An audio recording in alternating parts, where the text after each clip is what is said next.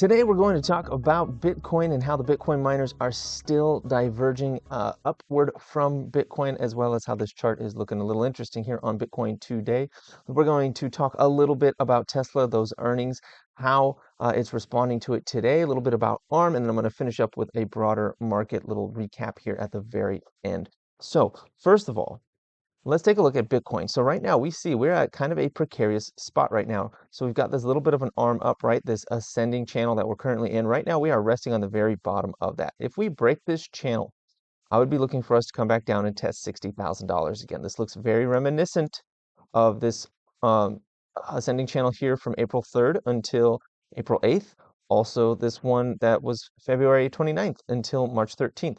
These are all ascending channels that broke pretty hard to the downside. It's looking like it wants to do that sort of thing again, and it looks like we could be doing this in a broader descending channel. Something like this. Something like this. There we go. So something like that. That's what we're looking at right now. To this, it's not going to be this exactly probably, but this is the general sentiment. Now let me get rid of this one because this one's gone now. So we're in this ascending channel right now in a broader descending channel at the moment. This is looking very head and shouldery right now. If I were to draw it, we got a shoulder back here in March, and then late March to early April, we got a head, and it looks like right now we could be forming another shoulder. This bottom of this descending channel here, that is our neckline. If it breaks that, we're coming down to 55, maybe even 52 in a bad day, if that happens, if we get beneath this descending line right here.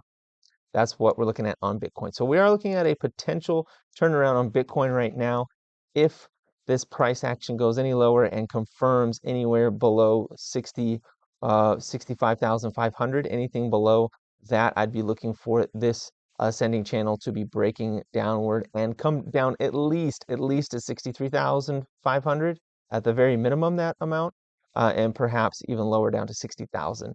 And we'll just test once more how strong this level is. We've come down to the 60,000 level now once, twice. I'm not going to count this. This is halving day. So we've come down twice to tap this already. So a third tap could be the breaking point for that level. So you tap things twice, that's kind of testing. A third time, you're getting a bit dangerous in technicals. So if it comes back down to this $60,000 level, I'd be getting a little bit nervous right at this level and looking for a potential breakdown, which could potentially drag down the miners. And now let's go to the miners. CleanSpark is actually down a little bit today. It's down minus 0.3% just about.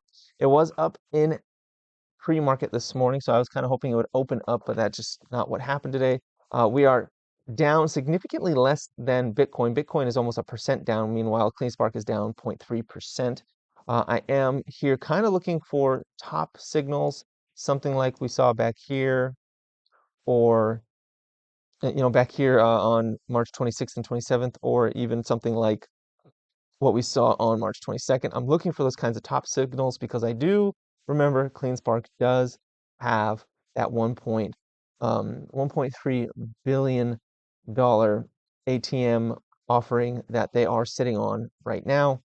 And of course, they're not going to do that dilution at the lows. They're going to do it at the highs. So I'm looking for it to potentially flag, maybe try to push up to like the mid 20s. And then I'd be looking for those top signals to kind of give me an idea of maybe I should go into some short-term puts on the way down, protect some of my capital, maybe collect a little bit more capital so I could buy it up at the bottom of the swing. That's what I'm looking at here. And of course, this is not financial advice and not a suggestion to buy, sell, or hold any asset whatsoever. This is just my analysis of a chart for my own personal purposes and your entertainment. Anyways, so we are looking for tops. I'm looking for tops here.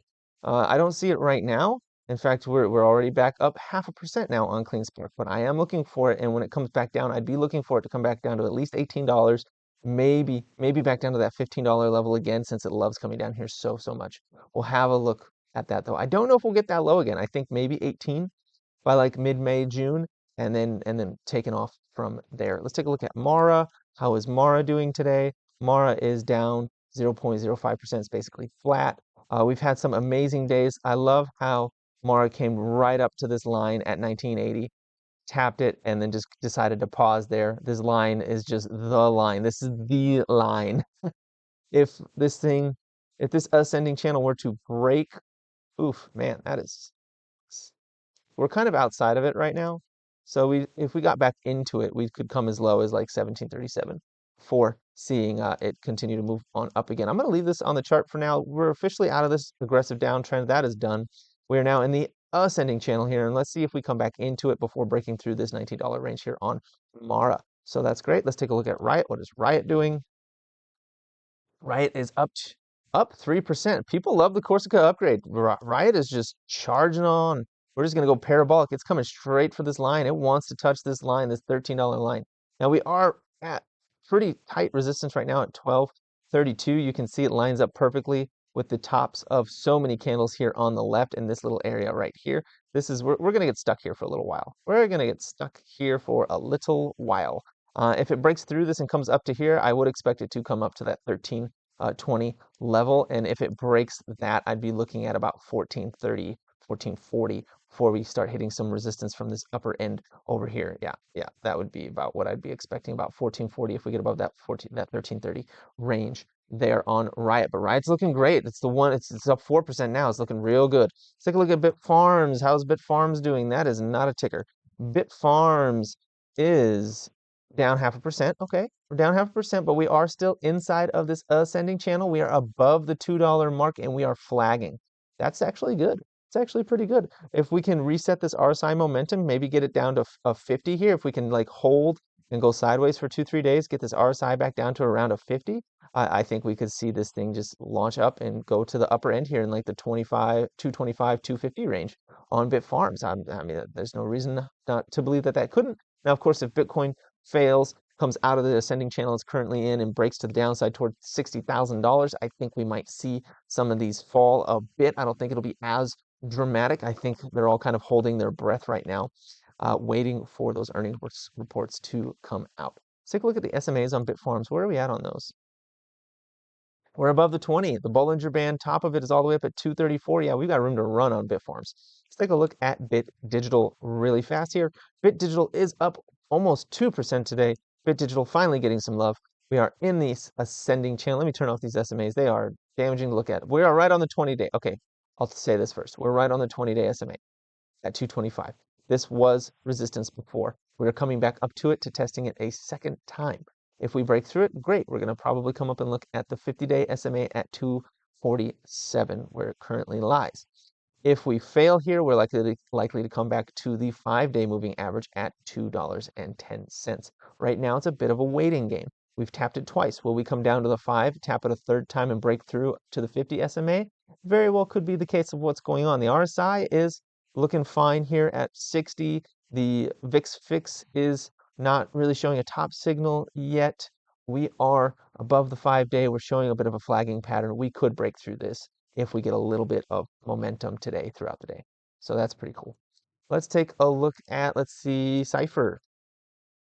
CIFR up 0.83% today, getting to the very top of this smaller ascending channel. I would be looking for it to do a little bit of a pullback down to about $4.60 before continuing on up and getting into this larger ascending channel once more on CIFR. That's what I'd be looking for there. CIFR could likely come down to about that 450, 460 range before moving back on up to about $5. Let's take a look at the warrants. CIFRW. All right, it is just hanging out at that $1.44 range here. If CIFR does a little bit of a pump, I'd expect it to come up to around the 160, 170 range. And if it comes back down to that 460 range, I'd be looking for it to come back towards that $1.20 range on the CIFR warrants. Again, I do have my order down at 97 cents. I would be willing to move it up to about $1.04, $1.05 to pick up that 1,000 shares again and ride it back up to the 150, 160 range once more on CIFR. But any higher than that, I'm not really willing to play that. I want to do that rinse and repeat, that low $1 level, sub $1 level, back up to like 130, 140 is kind of my range on this thing. Of course, if you're willing to take more risk, you can do that. Of course, just not financial advice, not a suggestion to buy, sell, or hold any asset whatsoever. But that is how I have been playing CIFRW. Let's take a look at HUT real quick. How is HUT doing? HUT is up 0.5% today. It's looking exactly the same as CIFR with that kind of like parabolic move. Now it's pausing. We're going to see if maybe it will come down a little bit, maybe to this line at like $9, and from there perhaps go higher. in this ascending channel that it is in. It is at the center point of that, so I would expect to see some kind of weakness here coming back, maybe not to the bottom, but like a bit of a pause before breaking through that center line on the ascending channel and trying to make its way back up to the top of that channel. So that's it for the Bitcoin miners right now. Actually, IREN, let's take a look at IREN. People like IREN, so I got to talk about it. Not that I don't like it, I just don't have it, so I forget about it sometimes. IREN is breaking out of this ascending channel right now, and it is flagging. So this is actually what I'd be looking for on the HUT and CIFR charts. Sort of this parabolic move that we got, and then now like a bit of a pause, maybe a couple of smaller red candles, maybe a bit of a move down, eat up this candle before it on April 23rd, come back down to like the 530 range or so, get back to that midline on this ascending channel, and then from there maybe try to take out that high of the cycle at 569, and from there we'd be running up towards about 630 on IREN if it can do that sort of a move.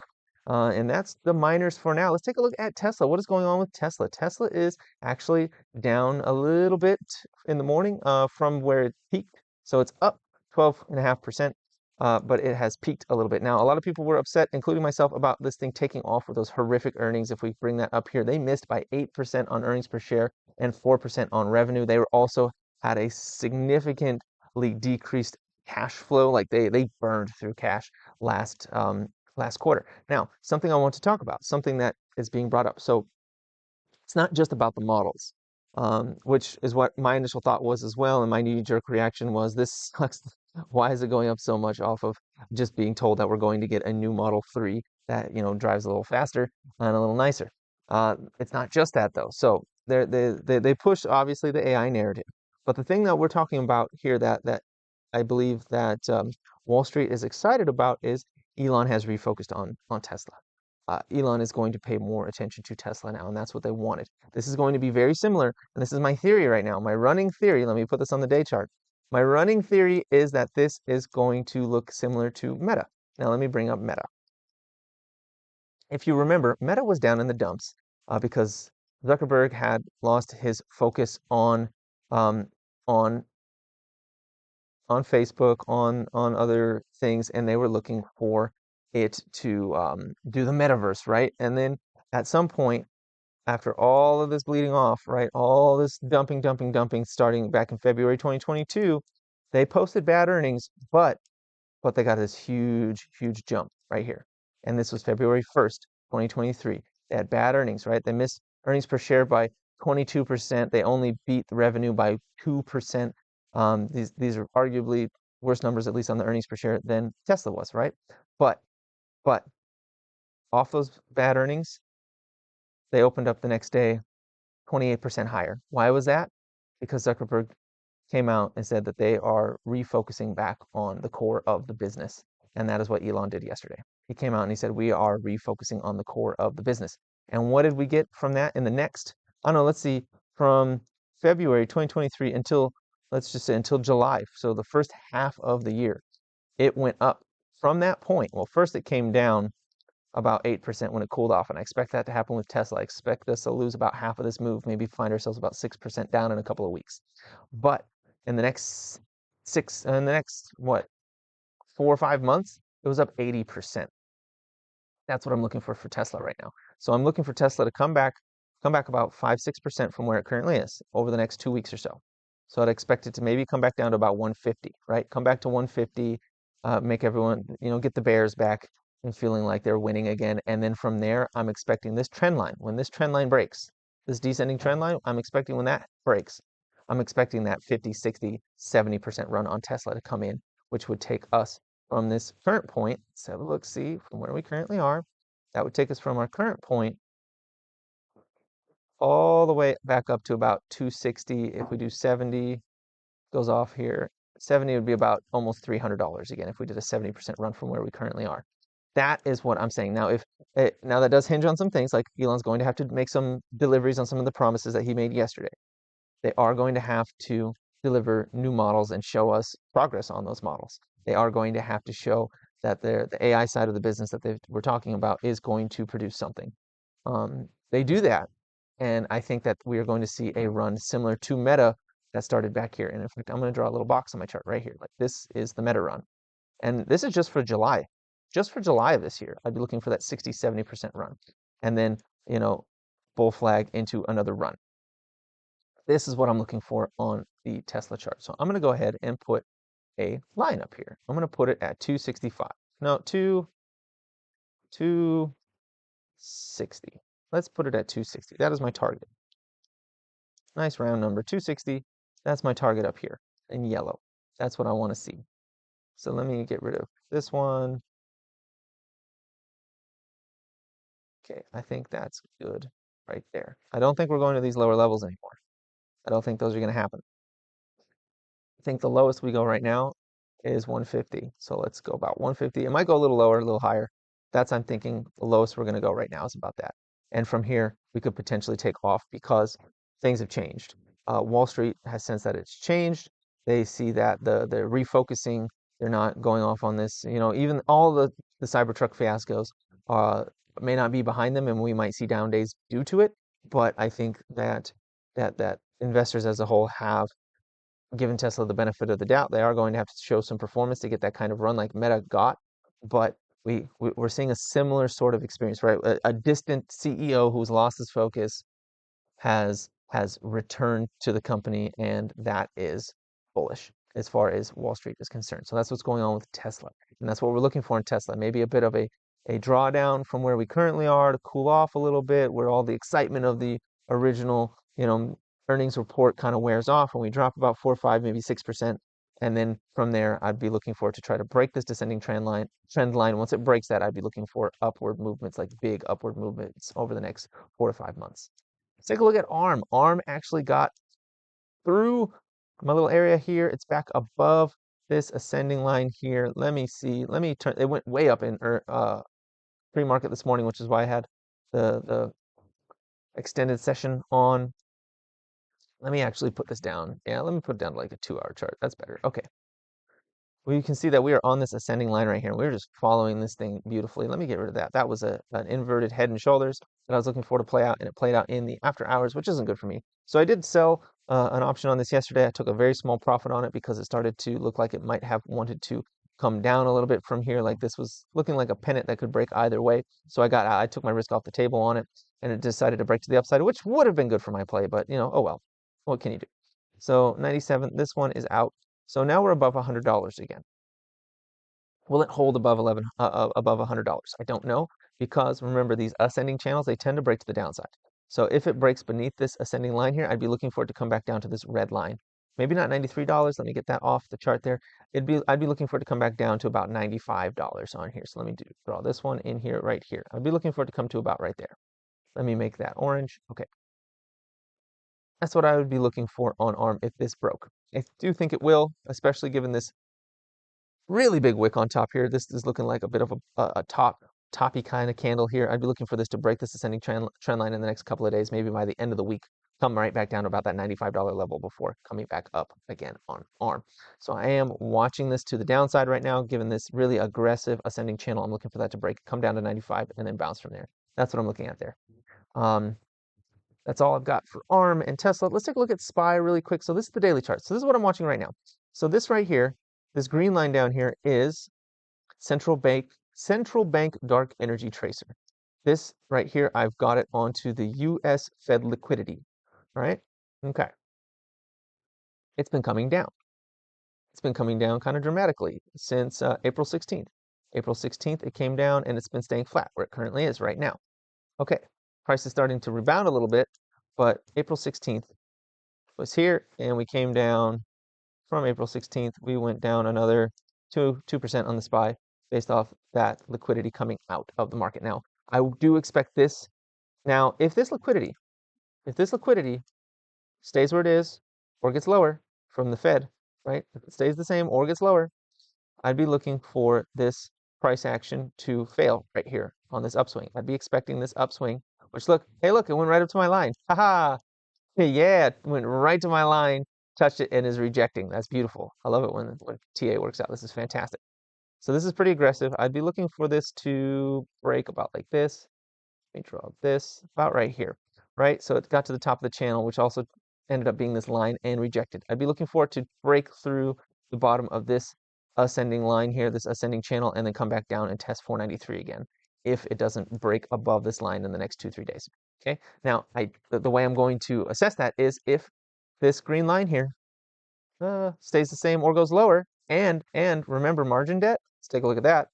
And if this here doesn't grow, this red line doesn't start getting closer to this blue line, right? If that stays the way it is and doesn't start going up, and now this is behind by a couple of days, so this is a bit of a lagging indicator. So when we see this happening, like we'll only know what's going to happen going forward, not necessarily what's happening now. That line starts going up, that would indicate that people are taking more leverage. And despite the fact that the Fed isn't supportive of the market as much as they once were, we would still see this go up if margin debt goes up. Now, the other thing I'm looking at, if it goes up, is this data right here, which is this data right here, which is the money market fund assets. It gets updated. It should get updated tomorrow. It gets updated every Thursday. So 417 is our earliest data. This has been falling. You can see on April 3rd, it was at 6.1 trillion. Now, as of 417, April 17th, it is at 5.9 trillion. Tomorrow we see if this gets smaller. As this number gets smaller, this is money, this is cash that is parked in money market funds. As these funds get smaller, that means that money is finding its way into the SPY, because the SPY is the S&P 500, right? It's finding its way into the market. So as this number goes down, that money is likely finding its way into the market. As this red line goes up and gets closer to this blue line up here, which is the S&P 500, that is indicating that margin debt is finding its way into the market. So if we get margin debt and money market funds finding their way into the market, even if the Fed is not supportive of this market, which it shows that they are not, and they have not been since April 16th, we will continue to see a rally. If the margin debt does not increase, and if the money market funds stay stagnant where they currently are, and the Fed is not supportive of the market as it has not been, then I would I would look at this as a potential leg up before another leg down. And the way I would look at this is I would come out here and I'll go to the weekly. So this is where I would bring out my weekly chart, right? And I'd be looking for this to break down beneath the 20-week moving average and start looking at it trying to come towards the 50-week moving average, which is currently down at the bottom of the Bollinger Band here, which is in white, down at 461. Now, it won't stay down there. It might meet it somewhere around 475, 480, which is, maybe my line right here, 480-ish. It might find its way there and then turn around. But if we don't see those three, if we don't see at least margin debt increasing and money market funds decreasing, if we don't see those two things happening, if the Fed does not become supportive of the market again, which they don't really have any incentive to do so, then I'd be looking for maybe around mid-June, late June, seeing this 20-week moving average get taken out and maybe even come and tap the 50 just before a summer rally. That's what I'm looking at right now. So things are a bit up and down all around right now. I can't really say for certain which direction the market is likely to go. All I can say is that it came right up to my line, which is the top of my ascending channel here, and it rejected a little bit. So I'd be looking for this to print a specific type of candle here. Like if it stays where it currently is right now, it makes a doji. That means we don't know where it's going to go, and we have to continue to wait to see what's going to happen. If it gives us a single candle chart pattern that is showing this ending green for the day, I'd be looking for this to come up towards the 50-day moving average at 510 before potentially making another leg down. If it shows that a negative candle up here, like we close red on the day here, somewhere around 505, 506, then I'd be looking for this to kind of come back down to the bottom of this ascending channel here on the SPY. So anyways, that's all I've got for you today. Bitcoin looks like it's in a bit of a precarious spot. The miners are still slightly diverging from Bitcoin in a positive way for themselves. Tesla potentially pulling a Meta-like move right now, and ARM is looking like it is on an ascending channel that could potentially break to the downside a little bit right now in that respect. So with that said, please like, comment, and subscribe, and have a profitable day.